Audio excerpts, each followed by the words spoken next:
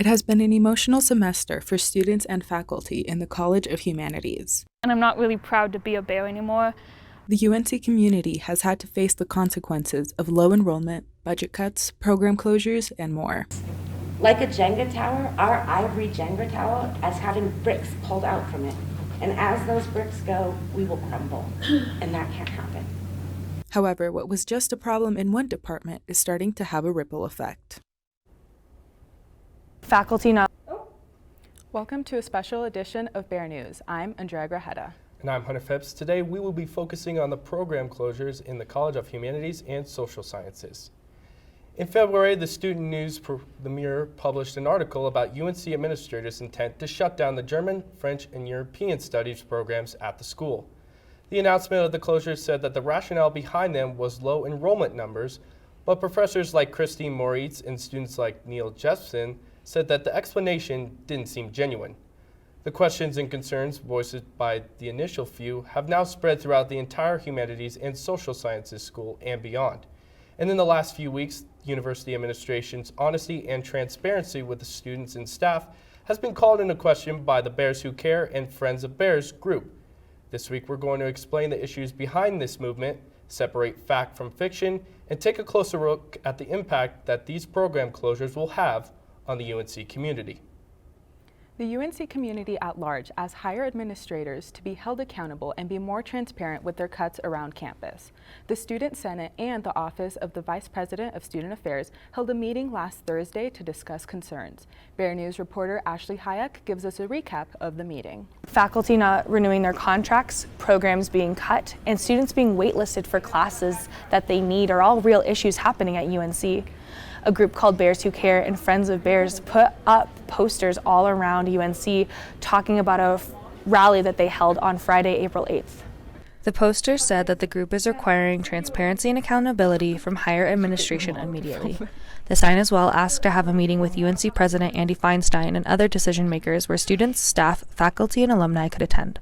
Before the rally began, the UNC community was sent an email Thursday afternoon from Vice President of Student Affairs Cedric Howard. The email was sent at 3:11 p.m. stating that there would be a town hall meeting in the City Council room of the University Center at 6 p.m. Many were confused on why the email was sent out so late, and Howard said that there were many factors, such as freeing up schedules, finding a place to hold the meeting, and more. So if there's any issues associated with communication, that is on me. What students thought was going to be a 30-minute meeting ended up lasting 3 hours. The meeting was also live-streamed on the group's Facebook page, Bears Who Care and Friends of Bears. Students from different colleges, faculty, and even community members joined the meeting to express their voices to higher administration. So I know you care. We want to see that. Feinstein attended along with Howard and interim provost Lisa Vollendorf. As the meeting progressed and many students shared their stories, none of the administration responded. That's because anthropology senior lecturer and student ambassador Patricia Jolly asked them not to. Please just listen. Anything more right now is a rebuttal or a reaction, and we need a response.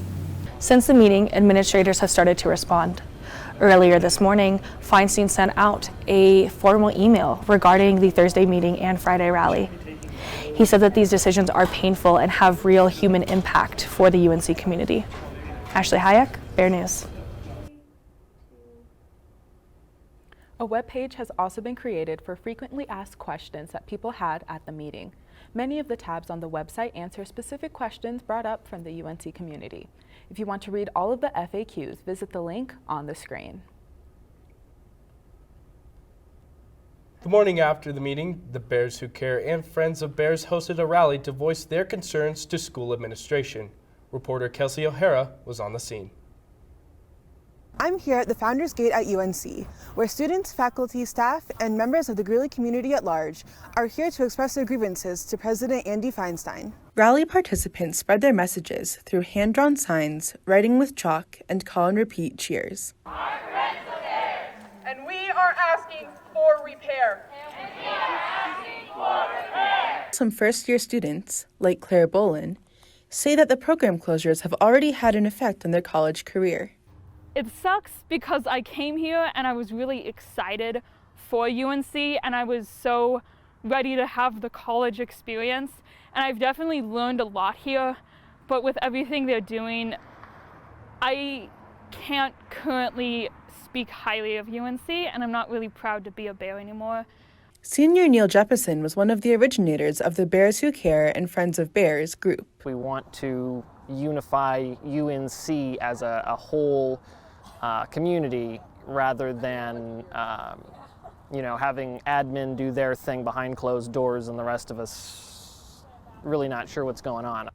Overall, making a connection with them so we can start to have an actual conversation, and making sure that conversation keeps up even when the semester ends, since summer's kind of like a reboot, especially with new freshmen. So we want to make sure that conversation is still happening. The group also wants to support professors whose jobs are at risk due to the closures, like Patricia Jolly from the anthropology department. I don't go down or into despair very easily.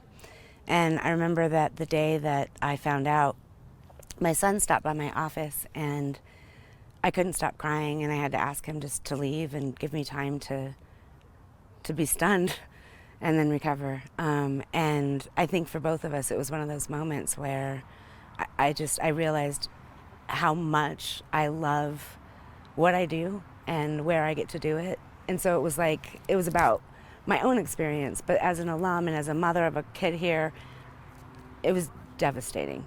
As requested at the previous night's meeting, Andy Feinstein and Cedric Howard visited the rally to take in what the group had to say, an action that left Jolly, Jeppesen, and others with hope that their concerns are being heard. So I just wanted everyone to know that it takes so much courage and humility to start taking accountability, even when you're not sure whether you know what you did or didn't do or whatever. Yeah. And so I just wanted us to respectfully say thank you through some snaps. Yeah. This is just the first of many conversations that Feinstein and administrative staff will be having with the UNC community. With low enrollment, faculty cuts, and concern over program closures, there is much more to be discussed. This is just the beginning. This rally and other events that will unfold over the rest of the semester will help more students, staff, faculty, and administration become aware of the issues that the program closures uncovered. With the changes made in HSS, it brings into question how these actions go along with the Rowing Not Drifting plan that is guiding the future of the university. I looked into the deeper aspects of the plan and how these cuts say the opposite. One of the 5 vision elements in the Rowing Not Drifting plan prioritizes putting students first. But after the cuts in HSS, it brings into question how much that element is being considered by the leaders of the school. The plan also lists 10 key actions, but with the recent moves, 5 of the actions now come into question. One of the first elements is establishing UNC as an HSI. Becoming a Hispanic serving institution would help the school provide more resources for Latinx students. But with the school deciding not to find a replacement for Professor Falcone, who is retiring from the Latinx department, some students may feel the school is not providing as many professors in courses that they may need. Another element in the plan is making sure UNC is a student-ready university. One of the tactics listed in that element is taking input from students in a variety of different forms. It seems the input is reaching higher faculty, but not being implemented into policy. The plan also focuses on diversity within UNC, trying to create a more equitable community. This includes the creation of metrics that can be instilled in personnel evaluations. But with multiple professors not being brought back, is the university evaluating professors properly and giving them fair assessments? It's hard to say. UNC also put an emphasis on career readiness in the plan. Upper faculty wants to make sure that students are being taught content that is relevant to their career path. But with multiple programs being affected by the cuts, will students be able to get the necessary resources, knowledge, and tools needed to work towards their career? It may cause some students to miss out on opportunities they may have had previously. More concerning for professors at UNC is the development of constructive processes for evaluating employee performance. While this could potentially benefit professors by rewarding them for stellar performances, it also raises the question, does this evaluation apply to all schools and departments? With the school cutting multiple professors in HSS due to low enrollment, does this make anyone's job safe? Would performance really matter if the school made their decisions on more than just how they perform as a teacher? But for all the questions tied to the cuts HSS Dean Laura Connolly provided answers in an email sent out to students and faculty explaining what is happening with each department being affected by the decisions. It also provided corrections for false information that may have been circulating around campus. But even with Connolly providing some clarity, it's hard to see how these cuts are helping enact the plan that is guiding UNC forward. Even with the clarifications and corrections, questions still remain regarding the administrator's decision. At both the meeting Thursday and rally on Friday, discussions of UNC becoming a Hispanic-serving institution was brought up. UNC has been trying to become an HSI since 2018, but to be considered one, a campus has to have at least 25% of their undergraduate students identify as Hispanic. Many students feel like UNC's higher administration is not following through with their promise to become an HSI. One of these reasons is because of the Chicano and Latinx Studies Department is dealing with closures, cuts, and more. Bear News reporter Ashley Hayek attended the town hall meeting. At the town hall meeting, students expressed their want for more representation around campus. According to the United States Census Bureau in 2021, Greeley's demographic has 38.2% of people that identify as Hispanic or Latinx. At UNC, the majority of the staff and faculty are white. Students, faculty, and staff are fighting for more representation through the help of Student Senate. One professor that has been a big impact in the Chicano and Latinx studies is Priscilla Falcon. While she was at the meeting, her presence was more felt and not heard. During the meeting, students were crying and expressing their frustrations to higher administration. Without a word, Falcon walked out of the room and grabbed water and tissues for those who needed it. Falcon has been teaching at UNC for 27 years, and she has roots to the Chicano movement in Colorado. Many students feel a deep connection with her and say that because of her and other faculty of color, they feel like they can achieve anything. Falcon is retiring, however, after many years at UNC. One of the requests Falcon had for retiring was to have someone fill her position so that the Chicano and Latinx studies does not become smaller. That request has not been filled, and many students feel outraged about the decision. This seems contradictory towards UNC moving towards an HSI status because an HSI status, as we've had speakers who have spoken about the topic. We have a book study right now going about becoming an HSI, and this literally goes against one of the things that having faculty that looks like the students. Student body president Enrique Benavides started a petition Saturday, April 9th, demanding the immediate replacement for Falcon. As of today, the petition has 650 signatures, with many comments describing Falcon's leadership, Greeley's growing Hispanic population, and the need to teach Latinx history. One of the signers, Ava Smith, commented that there are deep roots to Hispanic communities all around UNC and Colorado. Another signer, Alondra Carranza, commented that there is a great opportunity for UNC to serve students of color that identify with Chicano and Latinx studies. Benavides reread a speech that he gave to Feinstein in 2018, but he didn't feel like there has been much change. Howard sent an email to students Wednesday saying that another discussion has been scheduled for Thursday, April 21st. The meeting will be in the Longs Peak Ballroom at the University Center from 5:15 to 6:45 p.m. Howard said that the discussion will be a follow-up from last week's town hall meeting and rally. While students will be able to express their opinion at the next meeting, students have already shared their thoughts to Bear News reporter Angel Padilla. Angel, what did you learn? Well, Andrea, this week I went around campus and asked students what their thoughts were after giving the news a few days to settle. And it seems as though students overall are concerned and confused over the administration's decisions. I think the biggest thing about all this, like the whole situation in general, is just like it's kind of like ridiculous that we don't know what's going on, like with the campus closures and stuff like that, because it's a lot of programs being shut down, and we're like apparently in the best financial state we've been in for the past like I don't know how many years, but then like they're shutting down all these programs and there's no like transparency about it. It's just a little interesting and kind of goes to show where the school's priorities lie right now. So I guess they're going to keep their pocketbooks full, and we're going to stay losing our programs. So I think the school's making a really big mistake by closing all these programs. One of the big foundations for the school and everything a student has to do is that big checklist of going outside your program and making sure you do science and making sure to do language. So by closing all of those, that defeats the whole purpose of that and closes a lot of. If you have any thoughts or comments, please reach out to us at Bear News at bearnews98@gmail.com. The recent cuts and closures of programs have caused anxiety for both staff and students. Many of them fear they are not being told the whole truth about their future at UNC.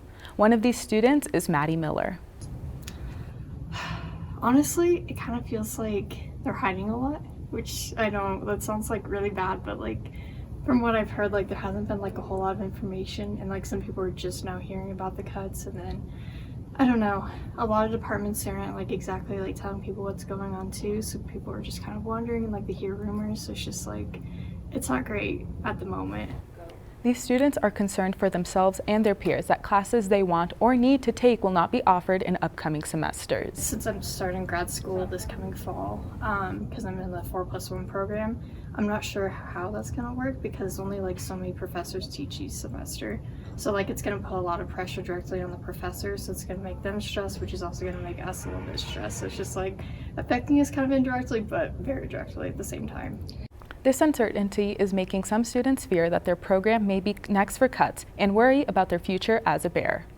Because they're taking away professors and battle programs that are like essential just in general, not just like because it's cutting people's jobs and like affecting students and their majors and their minors and stuff, but it's also affecting like future students coming into UNC. Miller says that she is one of the lucky ones that does not see as much of an effect from the cuts, but explains that she will likely see problems arising in the upcoming year. Patricia Jolly is a senior lecturer of anthropology, a faculty member in residence at President's Row, and a faculty ambassador for the Disability Resource Center. That is, until December. Jolly is one of the several long-term faculty members in the College of Humanities and Social Sciences whose time at UNC is coming to an end. According to an email sent out yesterday by HSS Dean Laura Connolly, 5 contract renewable faculty members in the college were offered new contracts with reduced hours and reduced pay. Of those 5, 4 chose not to renew their contracts, including Jolly. While this does not mean legally that those 4 people were fired, it does mean that they were given an incentive to not come back. Last week, Jolly spoke for several minutes at the Student Senate Roundtable and helped organize Friday's demonstration. She said that many of her colleagues wanted to come with her, but were afraid that voicing their concerns as such a public setting could put their jobs at risk. Faculty told me over and over and over today, I want to be there, but I don't want to be seen. And I said, that's okay, I'm going anyway, so you can see me. You know, December, I'm done. Jolly came to Friday's rally with a more positive outlook, saying that she believes the roundtable discussion did make a difference. At the rally, she emphasized that her frustrations with recent administrative decisions did not stem from bitterness. She says she loves her job and UNC, which is exactly why the offer of reduced hours and pay hurt her so much. Experience, but as an alum and as a mother of a kid here, it was devastating. Jolly spoke directly to President Andy Feinstein at the roundtable, plainly asking him to reconsider recent staffing cuts and program closures. Still, she expressed a great amount of respect for President Feinstein and praised him for his willingness to listen to her, as well as his decision to attend Friday's rally. Jolly will still be a full-time lecturer. Jolly will still be a full-time lecturer at UNC this fall, and she is currently set to lead 4 courses before her contract ends in December. Thanks for watching the special edition of Bear News. I'm Andrea Grajeda. If you would like administration to hear your thoughts and opinions, you can go to the roundtable on Thursday, April 24th at the UC ballrooms. And I'm Hunter Phipps. I will be interviewing Feinstein this Tuesday to openly discuss these issues and more. Have a great night, and we'll see you on Tuesday.